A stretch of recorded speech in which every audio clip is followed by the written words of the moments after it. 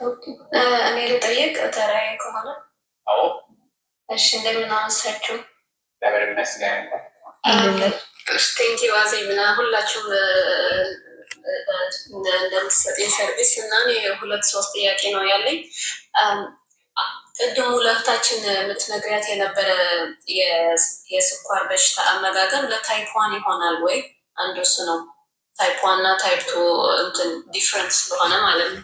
ኦኬ ታይፕ 1 ልጅሽ ነው ላንቺ ነው? ልጄ ነው። ስንት አመቱ ነው? 9 አመቱ ነው። አዎ ያ ይሆናል ማለት ያው ሁኔታው የተለያየ ነው። እሷ አሁን ቅድም ባልኳት መሰረት ሄዳ ብታደርገው ከመድኃኒት ፍሪ ሆና መኖር ትችላለች የሷ ልጅ። ወደ አንቺ ጋር ስንመጣ ግን ኢንሱሊን ማቆም አትችይም። ኢንሱሊኑን እየወሰደ ግን በምግብ ኮንትሮል ታደርጊያለሽ። አሁን ምንድነው ከይዙ መሰለሽ ታይፕ 1 ማለት ያው ታውቂያለሽ 9 አመት በስንት አመቱ ነው ዳያግኖስ የተደረገው? 1 አመት ከ3 ወር ይሆናል። ስለዚህ በደንብ ታውቂያለሽ አሁን ባለሽበት ሁኔታ ምን ማለት ነው ታይፕ 1 ማለት። ከታይፕ 1 ከታይፕ 2 የሚለየው እንዴት ነው? አው ይሄ ፓንክሪያሱ የሱ ኢንሱሊን ኖርማል ፕሮዲዩስ አታረግም። ያ ስለዚህ ከውጪ መወጋቱ ግድ ነው አይደል? መወጋት አለበት። ያ አውቃለሁ ግን ካርቦሃይድሬት ካት ለማድረግ ለሱ ነው። የሱ ምንድነው ለሱ አሁን ይሄ አመጋገቡ ለሱ ቤኔፊት የሚሆነው ምንድነው? አሁን ለምሳሌ ካርቦሃይድሬት ከበላ እንጀራ በጣም ብዙ እንጀራ ወይ ደግሞ ዳቦ ከበላ እዛ ውስጥ ያለው የግሉኮስ መጠን እሱን ያክል ኢንሱሊን ልትወጊ ነው ከውጭ። ያንን የገባውን ግሉኮስ ከደም ውስጥ ማውጣት የሚችል ያህል ኢንሱሊን መውጋት ይጠበቅብሻል ማለት ነው። ምክንያቱም ኢንሱሊን የበላነው ምግብ ከደም ውስጥ የሚያወጣልን ነው ወደ ሴሎች የሚያደርስልን ስለሆነ እና ኢንሱሊን ደግሞ ለተለያዩ ምግቦች ያለው ሪስፖንድ ይለያያል። አሁን ለምሳሌ ቅቤ ዝም ብለሽ በጥርስሽ እየገመጥሽ ብትበይ ትንሽ ኢንሱሊን ነው የምትወጊው፣ በጣም ትንሽ፣ ብዙ ኢንሱሊን አይፈልግም። እንጀራ ከሆነ ዳቦ ከሆነ ደግሞ በጣም ብዙ ግሉኮስ ስላለው ብዙ ኢንሱሊን ይፈልጋል። ቬጂቴብሎች ከሆኑ በጣም ካርቦሃይድሬታቸው በጣም ሎ ከሆነ ማለት ነው። አሁን ለምሳሌ ሊፊ ግሪን ቬጂቴብሎች እንደዚህ የአበባ ጎመን ቅድም የሰራዋቸው ምግቦች እዚህ ጋር ካየሻቸው ካርቦሃይድሬታቸው ሎ ነው። ሃይ ቢሆንም ላይክ እንደ 5 ግራም ካርብ ቢኖረው 5ቱም ፋይበር ነው። ፋይበር ደግሞ ብለድ ሹገርን ኮንትሮል ለማድረግ ይረዳል እና ቬጂቴብሎች ያሉበት አሁን ለምሳሌ ለልጅሽ ስጋ ብትሰጪው ስጋው ላይ ፋት ካለ በደንብ ትንሽ ነው ኢንሱሊን የሚፈልገው እና እዛ ውስጥ ቬጂቴብሎችን እሱ በሚበላው መጠን በደቃቁ ከትፈሽ ከስጋው ጋር ሚክስ አድርገሽ ስጋውን ብቻ ዳቦ ሳታረጊ እንጀራ ሳታረጊ። ግን እንጀራ ካረግሽበት ሰውነቱ ቶሎ ብሎ እንጀራውን ነው ፒክ አድርጎ ከደም ውስጥ የሚያወጣው ግሉኮሱን ማለት ነው እና በዛ ሰዓት ኢንሱሊን ከፍ ይላል፣ መውጋትም ወይ ደግሞ ይኖርብሻል ማለት ነው። ስለዚህ ያ ነገር እንዳይመጣ ኢንሱሊን በጣም ስቴብል የሚያደርጉ ምግቦችን ብቻ ለይተሽ ማድረግ ግን በደንብ ማወቅ ይኖርብሻል። ልጆች ስለሆኑ ጥንቃቄ ይፈልጋል። በደንብ እውቀቱ ሊኖርሽ ይገባል። ይሄ ሳምንት በጣም እንጀራ በጣም ነው የሚወደው፣ ሌላ አይበላም። ይሁን በቃ ካርቦሃይድሬት ያለው ነገርና ወይ ደግሞ እንደዚህ አድርጊ አይ ዶንት ኖ ያው በቀን ምግቦቹ እንትን አድርጊ ማለት በደንብ በቃ ምሳ ቁርስ ራት ብቻ እንዲበላ አድርገሽው በዛ ምግብ በሚበላበት ታይም በጣም ትንሽዬ እንጀራ ግን ብዙ ወጥ ላይክ ስጋው የተፈጨ ስጋ ብዙ አሳ ብዙ አድርገሽ በትንሽዬ እንጀራ ብዙ ፕሮቲን እና ፋት እና ካርቧ ትንሽ ስለሆነች ስቲል ወደ ኪቶ አያስገባውም ግን ትንሽዬ ስፓይክ ነው የሚያደርገውና ለሷ ያው ተጫለሽ መርፌው ማለት ነው እና በከፍተኛ ሁኔታ መቀነስ ትችያለሽ። ኢንሱሊኑን መቀነስ ትችያለሽ። ያው እነሱን የሚጎዳቸው የሚገባው የኢንሱሊን መጠን ነው። ኪድኒያቸውን ዳሜጅ የሚያደርገው አይኖቻቸውን ዳሜጅ የሚያደርገው ብዙ ኢንሱሊን በገባ ቁጥር ነውና ኢንሱሊኑ ላይ ነው እንግዲህ የመቀነስ ስራ ነው የምትሰሪው። እና ሁሌ ሃይ የሚሆነው ከሚበላው ምግብ ነው። ያ ምግቡ ነው። ዳቦ ከበላ ያ ዳቦ ግሉኮስ ከፍ ካለ ኢንሱሊንም ሴም ታይም ነው ከፍ የሚለው፣ እኩል ነው ከፍ የሚለው። ግን አሁን እንደው ጀስት እንደሙከራ ነው ምልሽ። እንደ ሙከራ በዛው ቀጥ እያልኩ አይደለም። ካርብ የተወሰነ ካርብ ትንሽ ብትሰጪው ይሻላል። አይ ቲንክ ያው ልጅም ስለሆነ ስለዚህ አሁን ለምሳሌ አሳ ዝም ብለሽ አሳ ብቻ ወይ ደግሞ የተፈጨ ስጋ ብቻ አንድ ቀን ስጪውና እዩ ብለሽ ሹገሩ በጣም ታች ነው የሚሆነው። የተፈጨ ስጋ ብቻውን ስጋው ግን በደንብ ፋት ይኖረው ቅባት ይኖረው አሳ ዋይልድ አላስካ ሳልመን ኦር ሰርዲን ሰተሽ በደንብ ራስሽ ሪሰርች አድርጊ። እዛ ላይ ትንሽ ኢንሱሊን ነው የሚፈልገው፣ ግን እንደዛ ነው ብለሽ ዝም ብለሽ እንትን እንዳቀጢ ጥንቃቄ ይፈልጋል። ቼክ እንድታረጊው ብዬ ነው ለምግብ ያለው ሪስፖንድ ኢንሱሊን።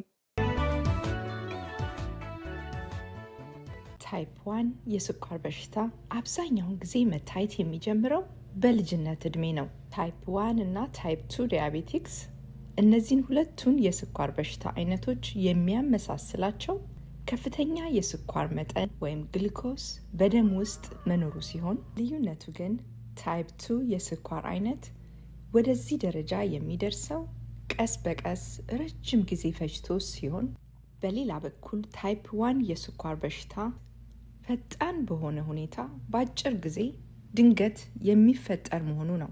ያም ፓንክሪያስ ወይም ጣፊያ ኢንሱሊን ማምረት ሲያቆም የሚከሰት ነው። ኢንሱሊን ለሰው ልጅ እንደ ኦክስጅን ማለት ነው። ያለሱ መኖር አይቻልም። ይህም ችግር የሚፈጠርበት ምክንያት ጣፊያ ኢንሱሊን ማምረቱን ያቆሙ። ይህም ችግር የሚፈጠረው በኢንፌክሽን ወይም በአውቶ ኢሚዩን ዲዚዝ ሊሆን እንደሚችል ይገመታል። ታይፕ 1 ዲያቤቲክስ ችግር በፍጥነት የሚታወቅ ነው።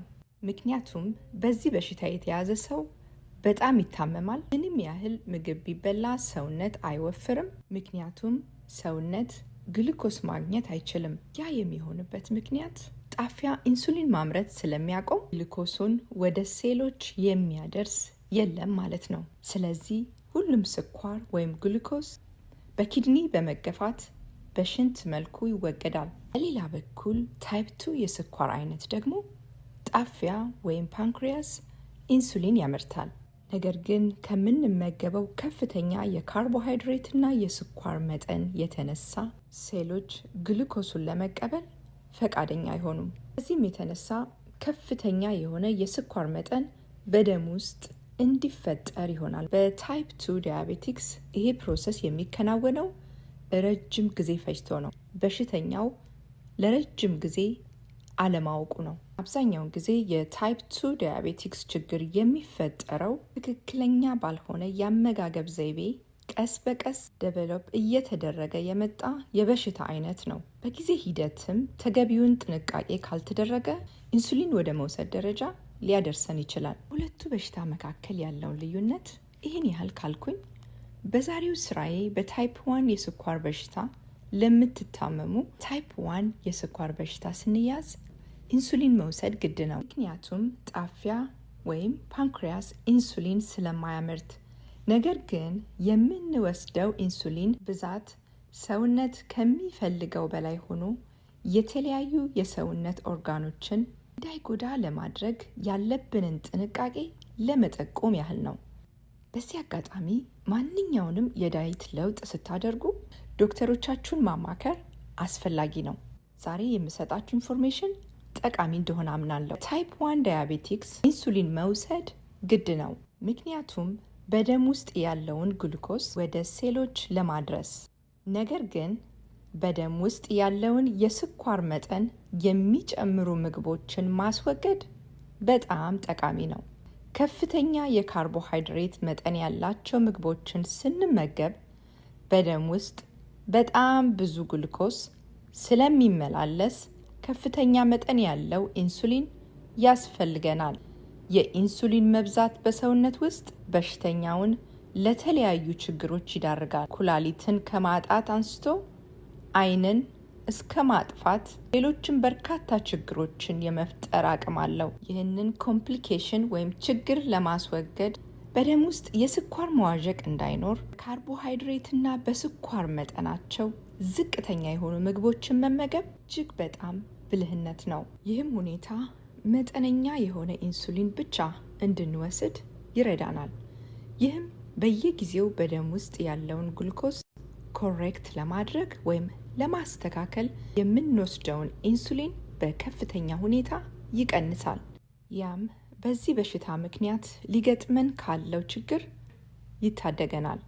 በዚህ ዙሪያ በቂ መረጃ ለማግኘት በዚህ በሽታ ለምትቸገሩ በተለይ በታይፕ 1 ስኳር የተያዙ ልጆች ካሏችሁ ይህንን መጽሐፍ ገዝታችሁ በቂ የሆነ መረጃ እንዲኖራችሁ ብታደርጉ መልካም ነው። ይህ መጽሐፍ በሁለቱም የስኳር በሽታ ለምትቸገሩ ሰዎች ጠቃሚ የሆነ መጽሐፍ ነው። በተለይ ደግሞ አብዛኞቹ ሰዎች ታይፕ 1 ዲያቤቲክስ የተያዘ ሰው ብዙ ጊዜ መፍትሄ ያለ አይመስለንም።